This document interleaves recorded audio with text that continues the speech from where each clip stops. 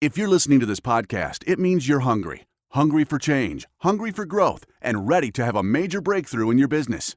As a partner or founder in more than a dozen businesses that do more than $5 billion in revenue each year, Tony Robbins has learned from the best in the world, the Steve Wyns, Mark Benioffs, and Peter Gubers, what it takes to be successful. Whether you've been in business for decades or are just getting started, it's important to get help from someone who's been there, someone who's going to coach you through it.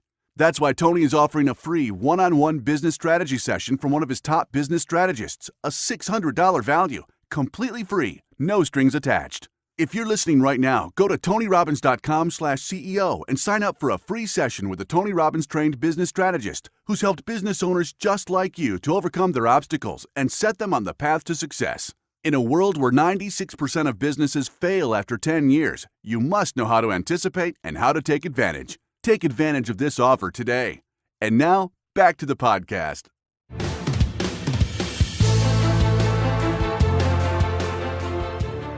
Welcome to the Tony Robbins Podcast. I'm your host, Annie Org. In this special episode, you'll hear an insightful interview between Tony and his past friend and business partner, Chet Holmes. During his life, Chet was known as one of the best sales and marketing experts in the world, working with over 75 Fortune 500 companies, including American Express, Merrill Lynch, Estee Lauder, and Xerox. In short, Chet was the master of sales systems, and his teaching is still the foundation of sales education across the globe. In this interview, Tony talks with Chet and breaks down the strategies that propelled his success. They address real-life examples of companies that Chet advised, giving you the tools to understand the market you're in and the exact hiring process you need to build a world-class sales team, transform your business, and experience exponential growth. Hi, it's Tony Robbins. Welcome to the podcast. This session is going to be a very special one. I have an opportunity to introduce you to a dear friend of mine and a partner, and a gentleman who's helped businesses from all over the world. More than 75 of the Fortune 500 have sought him out. He wrote the book, The Ultimate Sales Machine. His name is Chet Holmes. He's a gentleman who took 9 of Charlie Munger's divisions and literally doubled their sales in the first year, something Charlie had never seen. And Charlie's a multi-billionaire and one of the most successful businessmen in the world. So Chet has got quite a track record of making businesses go to a whole nother level. And what I love about Chet is he makes it so simple. We're going to show you some principles in this interview that once you understand them, you can apply them whether you're a web marketer or you own a car dealership or you got a candy shop, someplace in Korea. It doesn't matter where you are. And we have people from all over the world who we reached out and said, look, we're going to do a different session this time. We're going to do a session where we're going to teach you some principles. I'm going to do my interview with our guest. But we want to really troubleshoot your business a little bit. So tell us what your challenges are, and let's let him see if he can give you some answers to that. So it's amazing. We got responses literally from all over the world through the web, and we're going to address those in this session. So it'll be a kind of a little workshop at the end of what's the problem, what's the solution? How can we use some of the principles that we talked about here? So I want to begin by just welcoming my dear friend Chet. Good to see you, buddy. Thank you. I really appreciate you coming down and visiting. I'm excited to introduce people to you here. I mean, you don't need an introduction for most people in business, but I'm curious. You started with very humble roots, and now you're the guy that's called upon to do these turnarounds for giant corporations. Some of our clients, one of our recent clients, we turned around as $1.5 billion company, and yet we're also able to turn around, dental offices. We really have the chance now to make a difference in every type of business, every type of size, because the principles you teach are so solid and so simple, and they work, and they give a competitive advantage. So how did you come up with this concept of how to create a competitive advantage that was different than everybody else, of selling the same way, marketing the same way? Where did the drive for that come from? And tell us just a little bit about, your background, how this evolved. Well, we were poor, when we were growing up, we were poor. My father was first he was a Marine combat instructor, and then he came out of that and became a police officer, and 5 children. And my mother didn't work, so we were poor, and I didn't like being poor, so I was definitely driven to try and climb above that. And then later in life, I got into sales, and I didn't like being treated like a salesperson. So I found that if I was able to bring value beyond just the product that I was selling, I could get more appointments, I could get appointments with higher level executives, and then when I went to work for Charlie, we institutionalized it. I turned it into a system, and because he didn't give me 9 companies at once. He gave me 1, and then I doubled the sales in it, and then they gave me 2 more, and then I doubled the sales of those, and they gave me 3 more. And so that's how I ended up running 9 different divisions.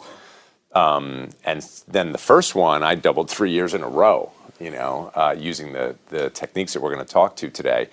So the primary tool that I use to help people trying to attract the widest possible audience is what we call education-based marketing.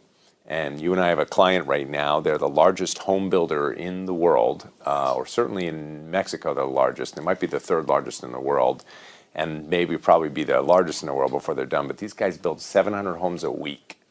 And they're New York Times Stock Exchange, trade on the New York Stock Exchange. And basically, they're out there all the time going, buy a home X home, buy a home X home, buy a home X home in Mexico, right? And so we went in there, and again, trying to always understand the market, do research on it. Most people never do this. They don't really understand their markets. Like, I talked to a group the other day, and they were selling to lawyers, and I said, how many lawyers are there in the country?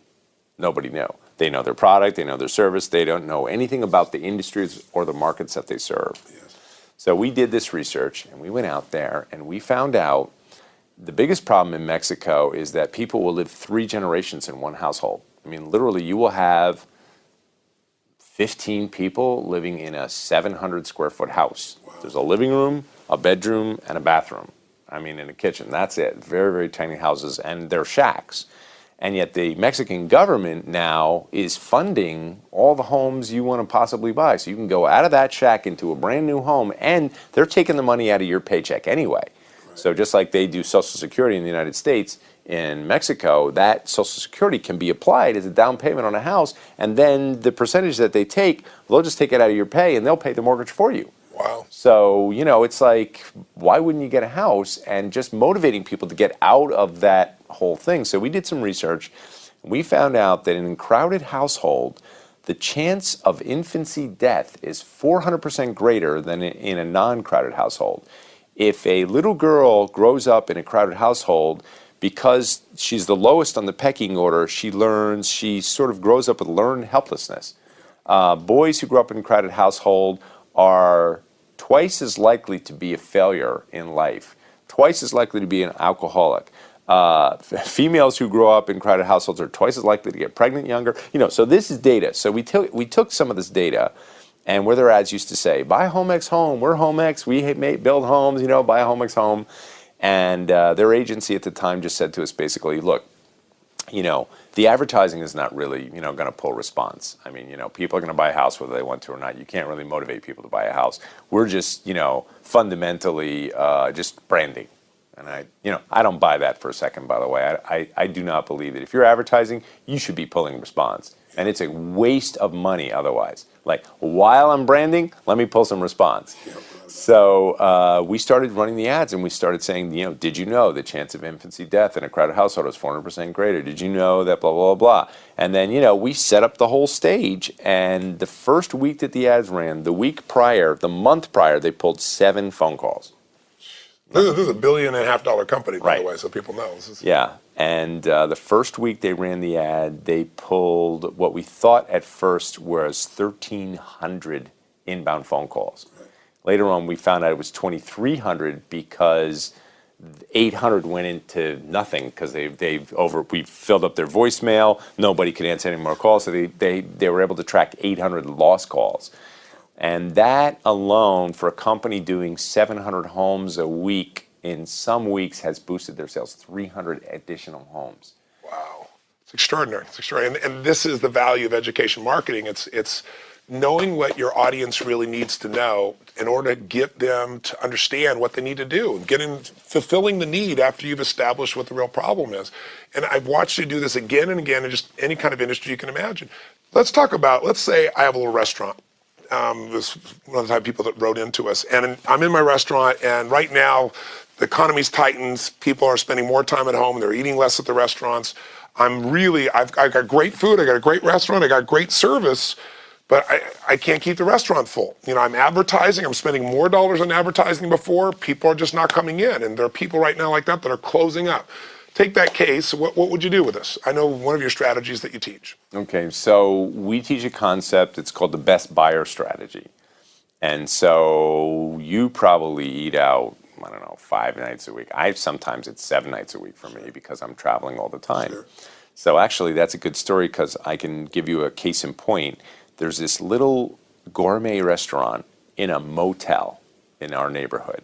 And so I never even noticed it. It's like Ricky's Bar and Restaurant, it says, in a red neon thing. And it's in a motel.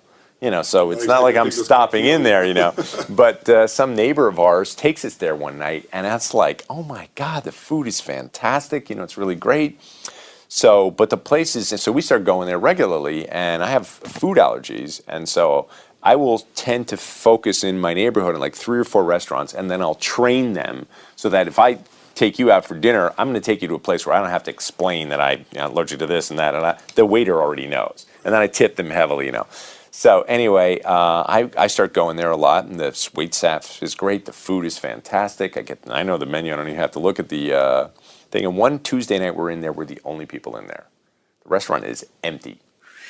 Ghost town. And he's got waiters and a bartender and, a hostess and himself and kitchen chefs and cooks in the back and bus boys. I mean, this is a whole place. 2 people in the restaurant. So he's losing money that night. Right. So I, nudge him over, and he comes over to me, and I go, how'd you like to sell at this restaurant? And just like literally every table in the place full. And he goes, like, that's impossible. Like, he doesn't say that, but you see it on his face. Right. And I go, I only have one condition. He says, what's that? I said, I'll show you how to sell at this restaurant, but my condition is I always get a table. Because I don't want to sell this, it's now become one of my favorite restaurants, So at this point, he's thinking you're crazy, like you're looking at an empty restaurant, so like, no problem, right? Yeah, sure, okay, fine. So this is what we call best buyer strategy. Who's your best buyer? And for those people, you want to do something special because they're a best buyer. So I had to talk him into this. I said, look, I've been coming here. Last week we came here 7 days in a row, just as it worked out. And 3 or 4 of those days, I brought other people. And my bill was $200 and $500 and $700. I said, what do you think I've spent in this restaurant in the last 6 months since I've been coming in here? She goes, I don't know. I said, maybe $10,000. I said, how many of your diners that are coming in here spent $10,000? He goes, not a lot. And I go, well, wouldn't you like to have just those kind of buyers in here? He goes, yeah, well, how do I get them? And I said, well, we use a thing called the best neighborhood strategy. And people live in better, in the big houses in the best neighborhoods. They're probably out spending more money because money's a lesser issue than convenience. That's what it is for me. I eat out because it's convenient. You know what I mean? I don't have the time to cook and prepare and this and that. So I said, would you buy a dinner for people just to prove to them how good your restaurant is? He goes, and especially if they're going to be like me, where they're going to eat out a lot and spend a lot of money and, buy the most expensive things on the menu, whatever the heck they want, bring friends in, entertain. He goes, heck yes, I'd buy them a dinner in a second. So a little direct mail tip, by the way, the number one open thing in direct mail, let's say you come home, you got all your bills, and there's a greeting card. Right. What are you going to open first?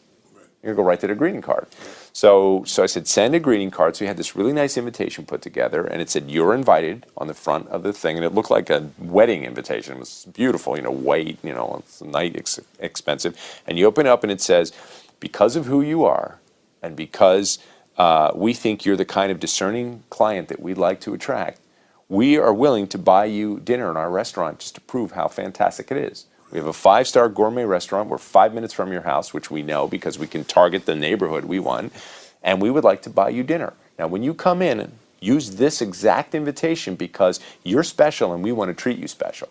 So now the guy comes in with the thing, and they know he lives in a mansion down the street, so they're going to treat him extra special. So he does the mailer, and the first place he does it, I said, do my neighborhood, because 54 houses around a golf course. I said, do it to my neighborhood, So I get it at home, and I'm like, uh-huh. So I stop in, I go, so how did it work? He goes, it didn't really work. And I go, really? And I go, nobody responded? He said, well, no, 6 people have come in so far. And I go, when was the last time you heard a direct mail piece pulling a 12% response rate, Send more invitations, So anyway, then I guess it's about 4 or 5 months later. It's a Tuesday night, and he keeps sending these, and he starts to get the hang of it, and he's working the people over, and he's doing strategic selling where, first time at the restaurant, oh, let me tell you about this, a gourmet, 5-star, organic food, this and that, blah, blah, blah. And so when he's all finished, I come back about 6 months later one day, and I come in, it's a Tuesday night, totally sold out. Right. No tables. Right. So I go like this at the guy, I go, Where's my table? Where's my table? He's ready to move one to get you in there at this Well, they stage. took one out of the kitchen, and they put a nice white tablecloth on it, put it over in the corner, and my wife and I sat down and had dinner. What's so beautiful about this strategy is it doesn't cost a lot of money. It's really more people getting clear, who is my ideal customer in this market or any market, targeting those people and going and communicating ongoingly. Now, if you already have a customer, the most expensive thing we all have in business, for most businesses, is the cost to get your customer, to get a client. And most people spend all that money and then they start over and they try to get another client, try to get another client. We all know someone who's not just a customer but an ongoing client, you don't have to spend all the marketing dollars anymore. If you've met their needs, servicing them again is really valuable. But you've used education marketing there to expand it. And you're being really humble. I want you to talk about the specific results. You're telling people the general theory, but I'll give you an example. Tell them the story, share with us if you would, what you did in the cleaning business, that gentleman from New York, because it's such a great example. Business has been around forever, institutionalized. I mean, hundreds of millions of dollars in business, whatever the size the business was, been around for X number of years. Share with that story, because the beauty of that was you took customers they already had, and through education marketing, doubled the sales. That is a very good example, actually. Well, of course, this fellow sees me. He's one of the largest if not the single largest carpet cleaning company in the country. But even so, that's not a big business, because most carpet cleaning companies are two guys in a truck. Right. So this guy might have 30 trucks and he serves 3 states. I mean, so for carpet cleaning, he's a monster. He's huge. And he comes to me to ask me to help him get more clients. And like you just pointed out, I said, well, how often do your current clients buy? And he says, well, they buy about once every 3 years. And he had 30,000 clients. So if you do the math, that's 10,000 sales a year. So I said, well, what have you done to try and get them to buy more often? He says, oh, we give them, coupons and discounts, typical tactical stuff, right? Yeah. So we go out again, do the research, right? Use the group that you and I use, and we go out and we do some research, and we find out, lo and behold, a PhD who's the head of the indoor air quality studies for the Environmental Protection Agency had actually studied the impact of the quality of the health of your environment based upon the cleanliness of your carpet. So we get this study, and it turns out that when the government did some microscopic studies of what was in the carpets, they went, this is government buildings where the carpets are vacuumed every single day, and they found aspergillus and bacteria and dust mites and their feces and the bacteria that feeds on them. It was nasty, nasty stuff. So they ended up taking the carpets out of the buildings, and they found people got sicker 4 times more often. So what why, if the carpets were so polluted, why did taking them out make it worse? Because now that stuff's getting in your lungs. Oh, so the carpet's like a filter. It's like a giant health filter. Wow. But just like any health filter, it needs to be sanitized.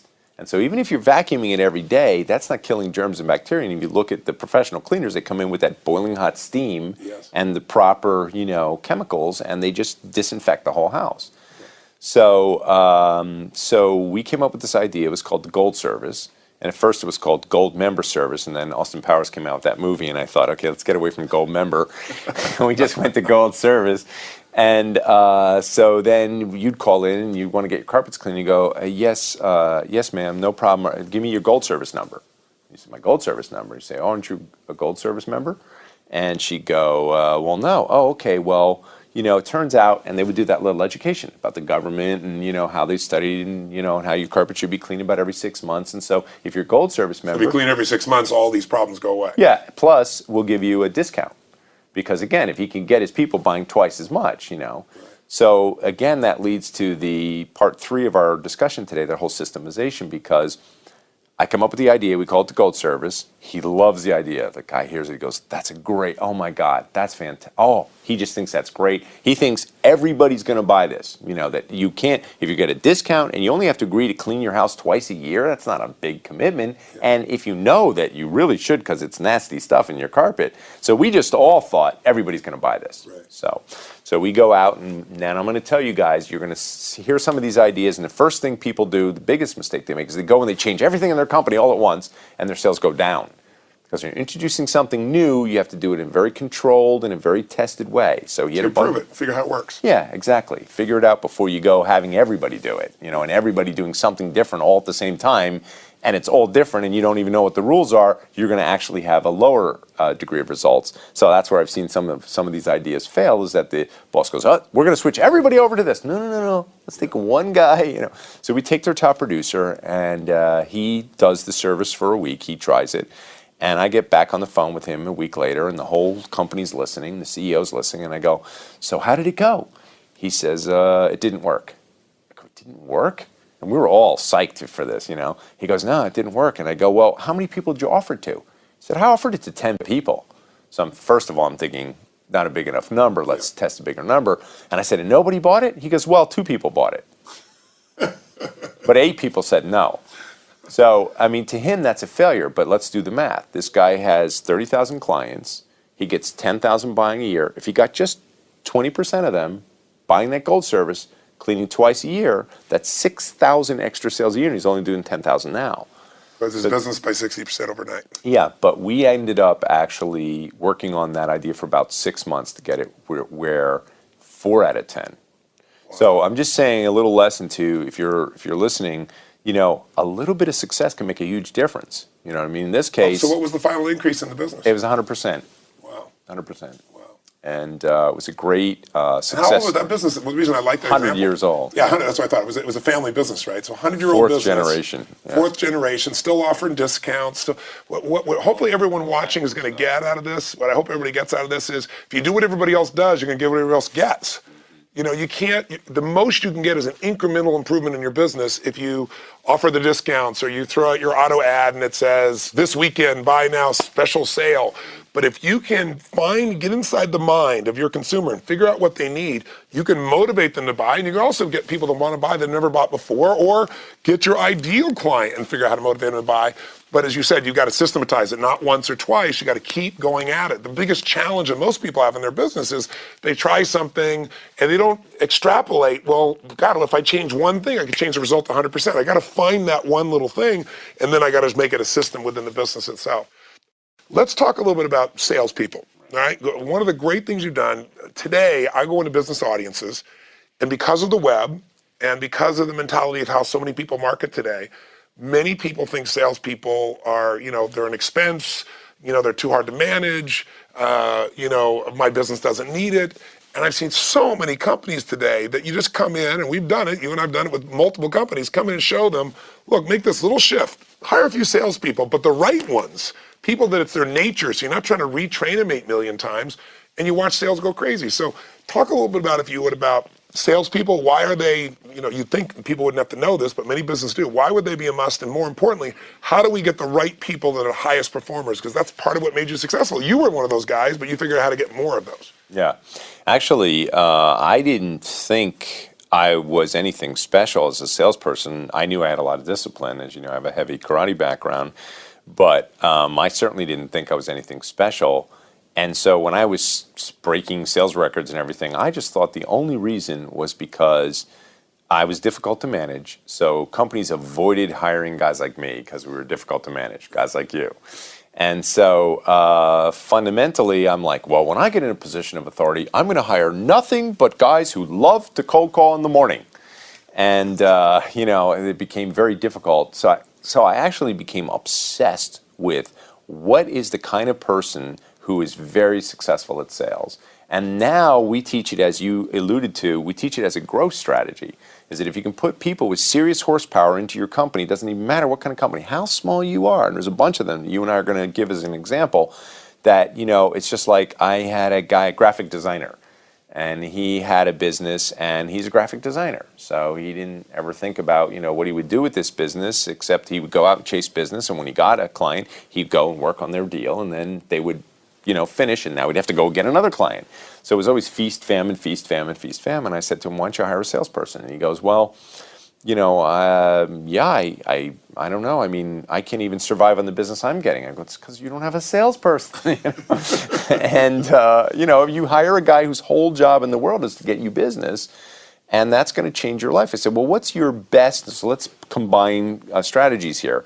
what's the best possible client you get? Well, it would be an identity package. That's where I package everything from their, logo to their shipping box to their business cards to their envelope, the full identity of the company, what kind of signage they have, the full identity.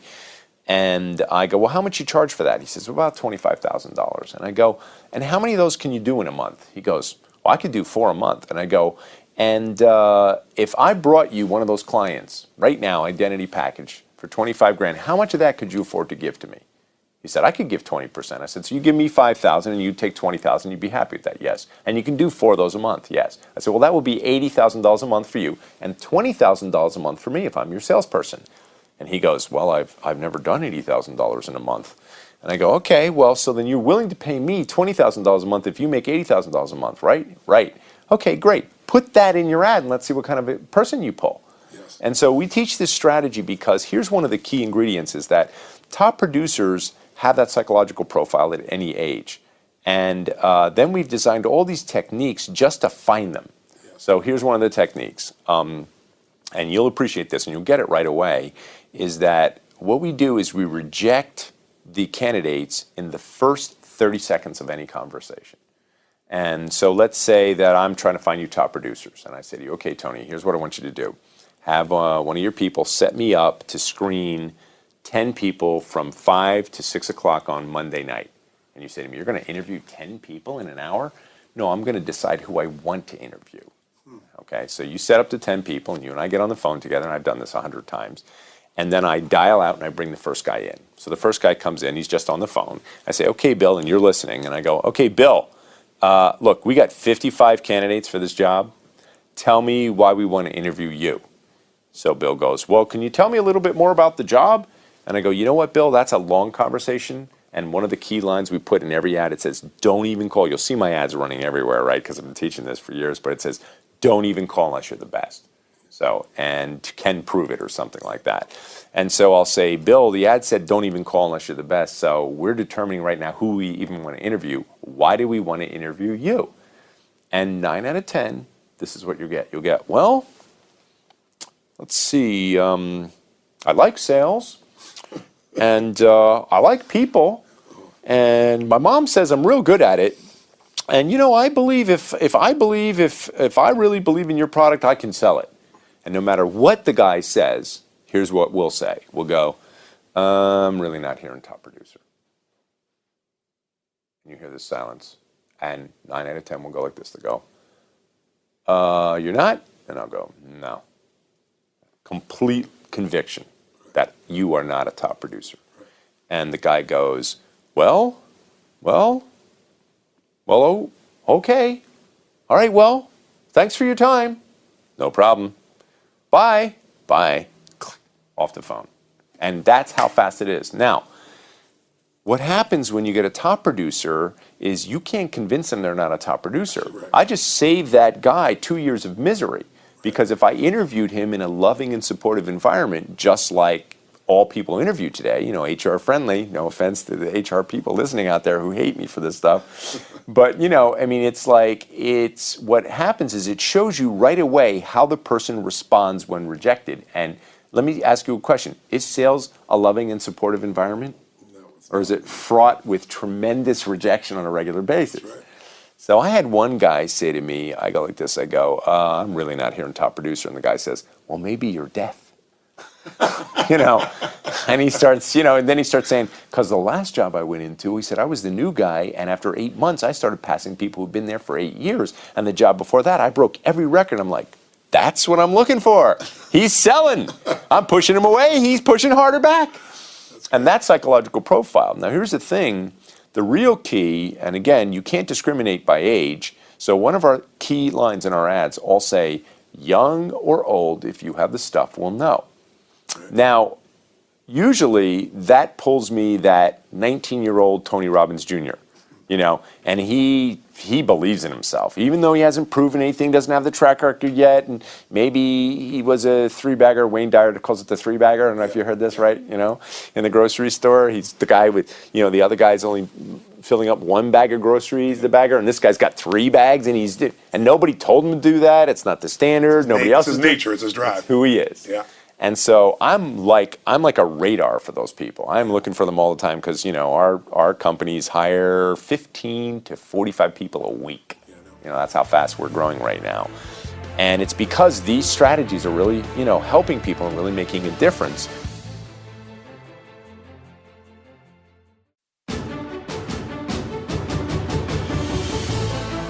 Do you have the right mindset and skills to take your business to the next level?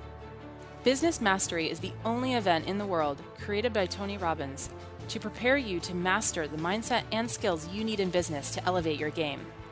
A one-of-a-kind, immersive program, Business Mastery will allow you to understand the critical factors impacting your business, then refocus and realign with the strategy and psychology you need to compete and innovate in any economy. Remember, business success is 80% psychology and 20% mechanics. If you're ready to learn and master the strategies to help you grow your business and stay competitive, then don't hesitate. Apply for the next Business Mastery program now. Learn more about the Business Mastery event at www.tonyrobbins.com. The Tony Robbins podcast is directed by Tony Robbins, hosted by Annie Yorg, and produced by Carrie Song. Brooks Loro is our digital editor. Tyler Culbertson is our media coordinator. Special thanks to Diane Adcock for her creative review. Our website is tonyrobbins.com/podcast, where you can listen to all of our episodes, read articles, and learn more about upcoming events. Copyright Robbins Research International.